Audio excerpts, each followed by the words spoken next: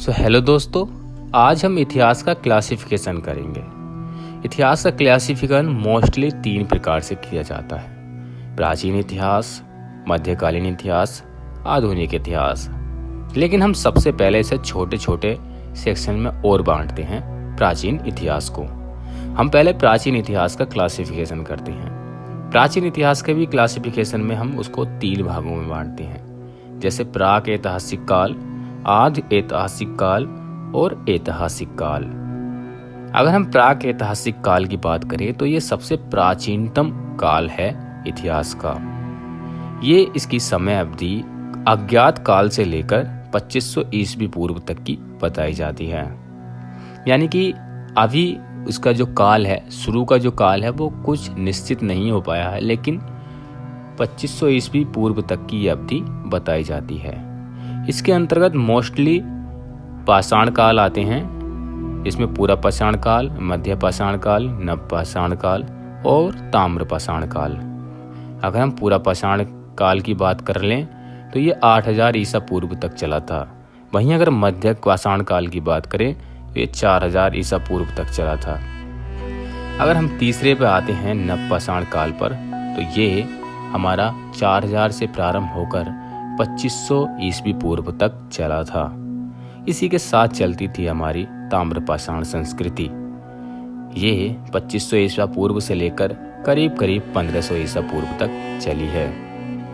तो चलिए, हमने प्राक ऐतिहासिक काल को जान लिया। अब आदि ऐतिहासिक काल को जानते हैं। तो आदि ऐतिहासिक काल का समय 1500 ईसा पूर्व से लेकर 600 ईसा पूर्व तक का रहा है। दोस्तों ध्यान रखना, हम जो क्लासिफिकेशन कर रहे हैं अभी प्राचीन इतिहास का ही कर रहे हैं। अभी हम मध्यकालीन भारत में नहीं पहुंचे हैं, मध्यकालीन इतिहास में नहीं पहुंचे हैं। हम आदि ऐतिहासिक काल की बात करें तो इसका 2500 ईस्वी पूर्व से लेकर 600 ईसा पूर्व तक का समय है। इसके अंतर्गत हमें पढ़ने मिलेंगी सिंधु घाटी की सभ्यताएं और वैदिक सभ्यताएं। सिंधु घाटी की सभ्यता का काल आप जानते होंगे, ये 2500 ईस्वी पूर्व से लेकर 1500 ईस्वी पूर्व तक चली थी। वहीं अगर हम बात करें तो वैदिक सभ्यता भी 2 प्रकार की थी। यानी कि एक सभ्यता ऋग्वैदिक सभ्यता, जिसे हम 1500 ईसा पूर्व से लेकर 1000 ईसा पूर्व तक जानते हैं। दूसरी सभ्यता इसी में विकसित हुई, जिसे उत्तर वैदिक सभ्यता, यानी कि इसका काल 1000 ईसा पूर्व से लेकर 600 ईसा पूर्व तक का रहा।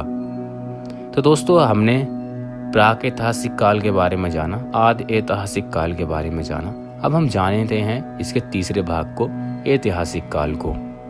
ऐतिहासिक काल की समय अवधि आती है 600 ईसा पूर्व से लेकर 712 ईस्वी।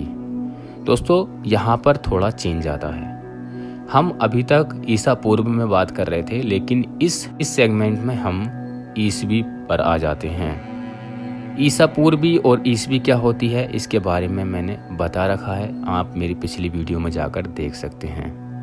तो दोस्तों, 600 ईसा पूर्व से लेकर 712 ईस्वी तक की ये घटनाएं इसमें समाहित हैं। इसमें हम पढ़ने वाले हैं महाजनपद काल के बारे में, जो 600 ईस्वी पूर्व से हमें दिखाई देता है। दूसरे में हम पढ़ेंगे मगध साम्राज्य का उद्भव, जो 544 से लेकर 300 ईस्वी पूर्व तक का दिखाई देगा।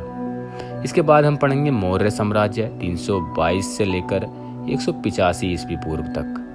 इसी के बाद बात करेंगे मौर्य उत्तर काल के बारे में, 185 ईस्वी पूर्व से लेकर 319 एडी तक, यानी कि ईस्वी तक। दूसरी बात अगर बात करें तो हम इसके बाद करेंगे गुप्त साम्राज्य के बारे में।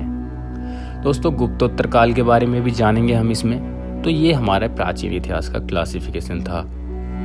ये सारी चीज़ें हमने पढ़नी हैं और आसानी से समझ में आ सकती हैं, केवल आपको इस पर फोकस रखना है।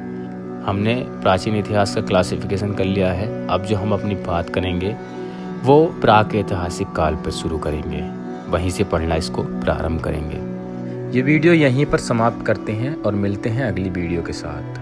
अगर आपको वीडियो अच्छी लगी हो तो हमारे चैनल को सब्सक्राइब कर लें और बेल आइकन को दबा लें, ताकि आने वाली वीडियो की नोटिफिकेशन आप तक पहुंचती रहे। तो चलिए, धन्यवाद।